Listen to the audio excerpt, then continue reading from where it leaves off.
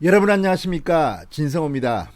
추미애 법무부 장관의 아들 의혹, 그리고 문재인 대통령의 대한민국 국민에 대한 이 북한 눈치 보기, 이런 것들, 악재들이 지금 막 연이어 터지고 있습니다. 무엇보다도 대한민국 자국민이 북한군의 총에 맞아 숨졌는데, 시신이 불탔는데 제대로 대응도 하지 못하고 우리 국민을 구할 생각도 하지 않았다는 비판을 받고 있는 문재인 대통령, 그리고 참으로 가정스럽게 거짓말이 들통난 추미애 법무부 장관, 추미애 보좌관에게 이런 일을 지시한 적이 없었다, 나는 모르는 일이다, 사적인 일에 왜 보좌관이 개입하나, 이런 말을 했던 추미애 장관의 모든 말들이 지금 거짓말로 하나둘씩 드러나고 있습니다. 그것도 추미애 장관의 측근이라는 김관정 서울 동부지검장의 수사팀이 제시한 물증들입니다. 추미애 장관이 직접 추미애 장관 보좌관에게 카카오톡을 보내서 김대희의 핸드폰 전화번호도 가르쳐주고 우리 아들이 어디 있으니까 연락해라 지시한 상황들이 드러나고 있습니다. 동부지검은 추미애 장관에게 무혐의 면죄부를 줬지만 국민들의 분노는 사그라들 줄 모릅니다.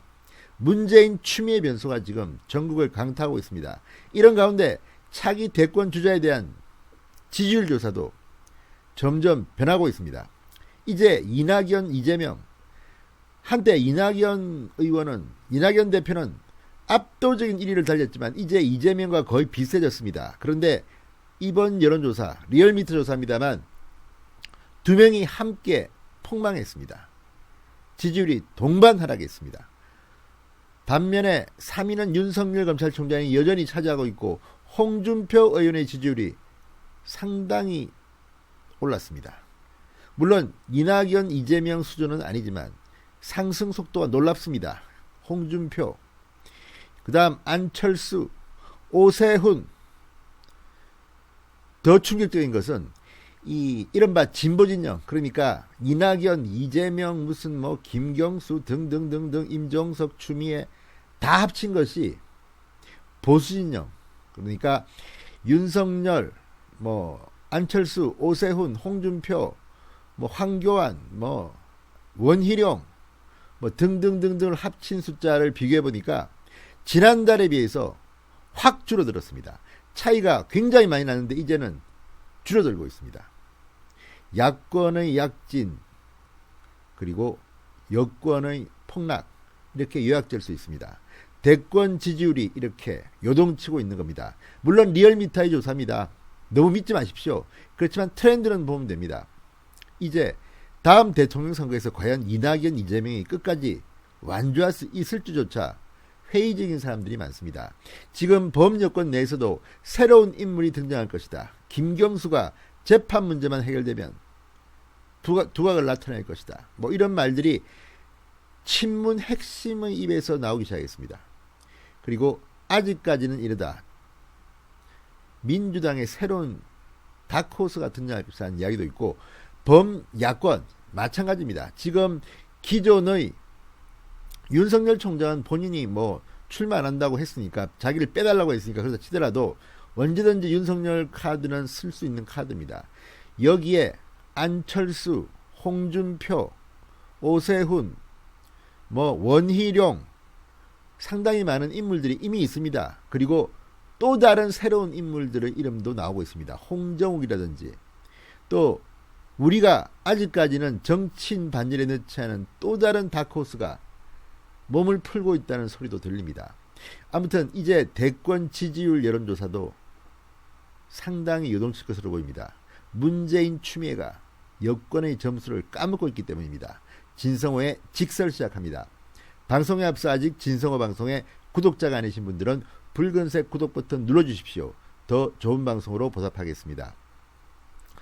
자, 오마이뉴스 의뢰로 지난 22일부터 25일까지 닷새 동안 전국 성인 2,553명을 대상으로 차기 대선주자 선호도를 리얼미터가 조사한 결과 이낙연 대표가 22.5, 이재명 지사가 21.4, 1.1%포인트의 아주 비슷한 격차, 작은 격차의 박빙을 이루고 있었습니다. 그러나 문제는 트렌드입니다. 이 절대 수치는 믿고 싶지 않습니다. 그러나 트렌드는 이낙연 대표는 지난달보다 2.1%포인트나 폭락했습니다. 5개월 연속 하락세를 기록했습니다. 이낙연은 계속 떨어지고 있습니다. 자, 16개월 연속 1위 이낙연 자리는 지켰지만 5개월 연속 이낙연의 지지율은 뚝뚝뚝뚝 떨어지고 있습니다. 트렌드가 중요합니다. 자, 3개월 연속 상승했던 이재명 경기도지사도 오름세가 꺾였습니다. 1.9%포인트 하락했습니다.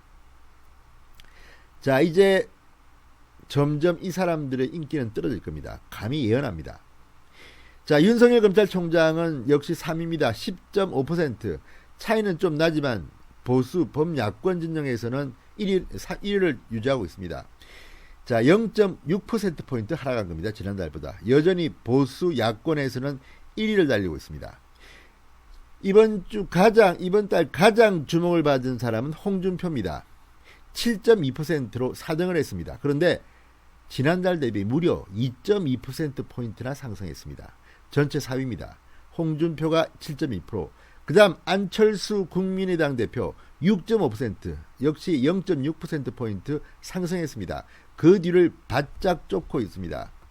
이어서 오세훈 전 서울시장 4.0%, 황교안 전 미래통합당 대표 3.6%, 원희룡 제주도지사 3.0%, 추미애 법무부 장관 2.5%, 심상정 정의당 대표 2.3%, 김경수 경기도지사 1.7%, 김부겸 전 의원 1.2%, 김종인 국민의힘 비대위원장 1.2%, 임종석 전 청와대 비서실장 1.2% 순으로 나타났습니다.